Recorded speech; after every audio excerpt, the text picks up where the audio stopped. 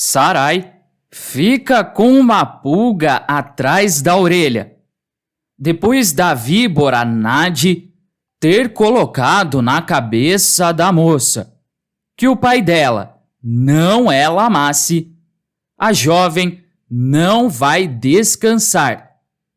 Ela então, muito aflita e com sede de verdade, vai conversar com os seus supostos pais, que são Lamasse e Iafa. Ela vai começar a pressionar os dois, perguntando sobre o que Nade falou.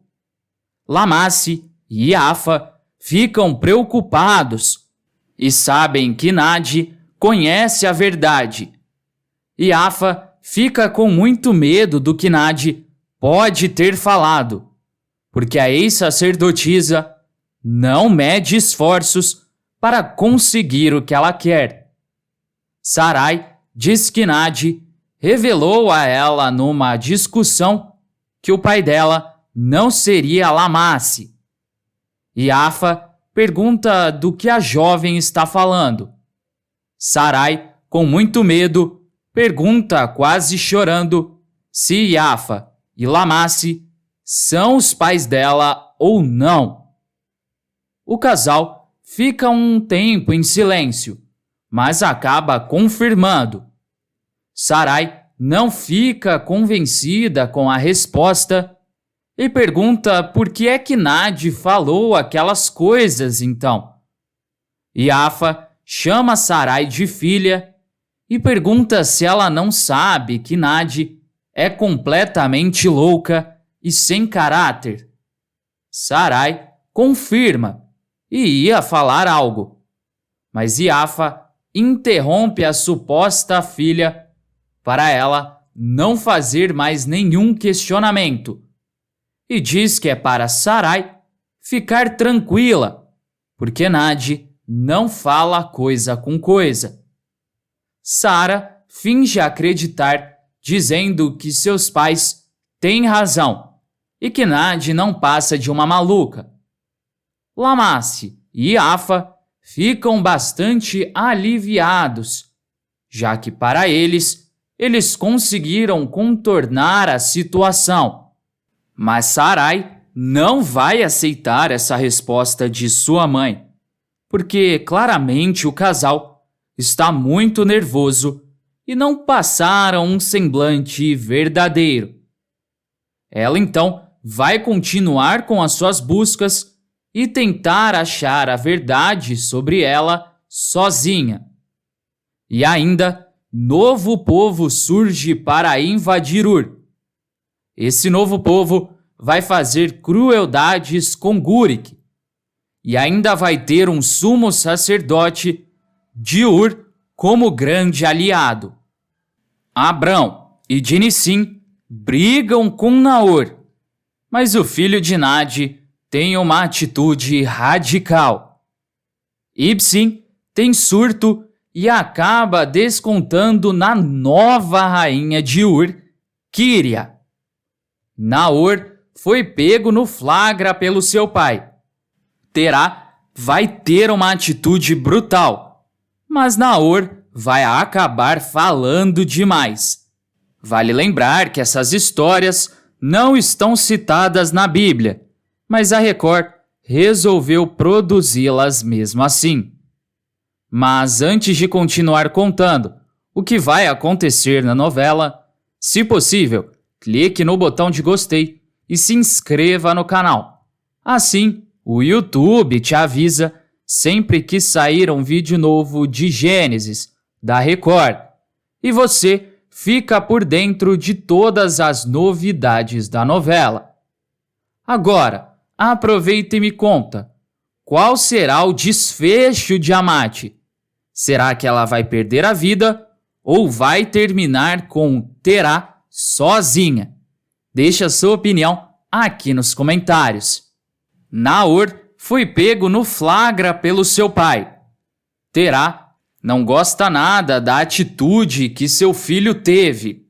Os dois vão brigar feio e Naor vai dizer coisas que ele não deveria dizer. Quando Terá começa a dar uma bronca em seu filho, dizendo que está muito decepcionado com a atitude dele, Naor não vai dar a mínima para o seu pai. Terá vai ficando cada vez mais furioso, já que seu filho está praticamente ignorando ele. Naor puxou mesmo Nade com um jeito arrogante e prepotente. Terá vai continuar falando que Naor deve ser igual aos irmãos, mas Naor vai ficar possesso e não vai conseguir segurar a sua língua. Ele vai dizer que existe uma grande diferença de tratamento entre ele, Arã e Abrão, porque os outros dois são filhos da Amate e ele é filho de Nade, a esposa que veio depois. Terá vai perder a paciência e diz que isso não existe e que Naor tem que se comportar como um homem e não como um moleque mimado. Depois dessa discussão, Naor vai acabar encontrando Abrão e Dinissim. Os dois são até amigos de Naor, mas o filho de Nade, com a educação que a gente já imagina que ele tem, é bem grosso com os dois.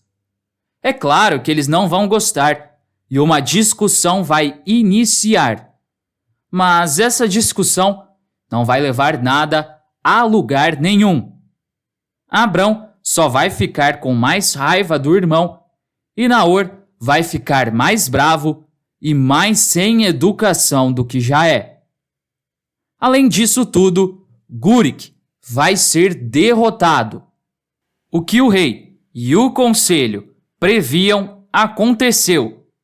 O general acaba tendo a sua embarcação tomada pelos inimigos, que até então não tinham atacado nada de Ur. Mas eles vieram em peso. Gúrik tentou de todos os modos se defender, mas acabou não conseguindo.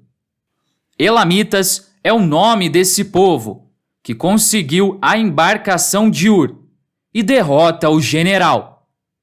Isso não vai descer pela garganta de Ibsim. Ele ficará furioso com esse povo, que parecem os amoritas, só que pior. Ele vai tentar de tudo e promete contra-atacar. O rei não quer atacar por causa do que foi perdido, e sim por causa da audácia que esse povo teve de atacar uma embarcação da capital da Mesopotâmia. Mas o rei nem podia imaginar que um de seus grandes sumos sacerdotes se bandeou para o lado dos inimigos. Esse sumo sacerdote é Morabe, que foi expulso de Ur e precisava de algum lugar para ficar. Por isso, ele resolveu se bandear para o lado dos Elamitas, que daria comida e moradia para ele. E de quebra, Morabe ainda ajudaria o povo a fazer a sua vingança contra Ur. Morabe vai fazer um ataque mais forte ainda para cima de Kissari, mas dessa vez ele promete que não vai ter um erro sequer. Ainda muito bravo e atordoado por causa do que está acontecendo, Ibsim está uma pilha de nervos. A rainha de Ur, Kíria, vai tentar acalmar, mas o rei toma uma decisão. Kíria fica ao lado dele para apoiá-lo em tudo, mas Ibsim não gosta disso. Ele se irrita com a sua esposa e dá uma bronca nela. Kíria fica sentida, mas tem que obedecer. Além disso, ela também não é como Enlila, que bate de frente com o rei. Na Bíblia, mais para frente do tempo que está passando na novela, é relatado que Sarai acaba se casando com Abrão, que é seu meio-irmão. Sarai também tem o chamado de Deus. Quando o Criador chama Abrão, para a terra prometida, ele quer que Sarai vá junto de seu esposo para dar forças a ele.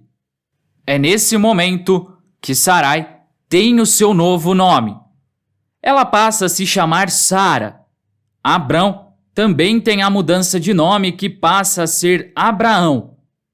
Sara continuou com a sua beleza que encantava por onde passava. Ela era tão bela, mas tão bela, que em 2 oportunidades Abraão teve medo de perder a sua esposa para os nobres do reino onde passou. Uma vez foi no Egito que Abraão disse que ela era sua irmã e acabou perdendo Sara para o faraó, mas só por alguns dias. O rei do Egito não gostou quando descobriu que Abraão mentiu e devolveu Sara. Outra vez foi com o rei Abimeleque. Ele ficou encantado por Sara, mas Deus fez ele sonhar que a moça era esposa de Abraão e devolveu Sara para Abraão. Sara só tinha um problema. Ela era estéril, ou seja, não poderia ter filhos. E uma mulher estéril não servia para nada, já que ter filhos era o bem mais importante que um casal deveria fazer. Com isso, muito preocupados com a linhagem da família, Abraão resolve tomar uma atitude que vai chocar a sua esposa. Ele resolve arrumar uma mulher para que ele possa ter relações, para ele finalmente ter um filho. E isso era completamente normal naquela época. Tanto é que Sara, na verdade, só fica surpresa pela atitude repentina e triste por não conseguir fazer essa função com o seu marido. Essa mulher, que vai gerar o primeiro filho de Abraão, era chamada de concubina, uma moça que apenas vive com um homem, mas não é casada de papel passada ou diante de Deus. A concubina escolhida se chama Agar. Sara aceita que seu marido tenha relações com essa moça, para que a linhagem de Abrão não termine ali. Vale lembrar que Sara só está fazendo isso por pura pressão de parentes de Abraão, principalmente Terá, pai de seu esposo. Uma diferença entre a Bíblia e a novela é que na novela Agar, na verdade, não vai ser uma concubina, e sim uma serva que trabalha para Abraão e Sara. Depois de realizarem algumas relações, Agar acaba ficando grávida, como Abraão e Sara esperavam. E aí começa a linhagem do prometido de Deus. Depois do tempo de gestação de Agar, o primogênito de Abraão nasce. É um menino que se chama Ismael. Mas esse bebê não vai ser considerado o primogênito por Abraão, porque Deus estava reservando muitas outras coisas para esse casal. Coisas essas que vão mudar para sempre a vida de Sara e de Abraão. Por um verdadeiro milagre de Deus, Sara acaba ficando grávida de seu esposo mesmo. Esse sim será o primogênito de Abraão, o filho que esse casal tanto esperou. E Deus quis mostrar a todos que nada é impossível quando se tem fé. Antes de ir embora, não se esqueça de deixar aqui nos comentários a sua cidade e o seu estado, de onde você está assistindo a novela. Até mais!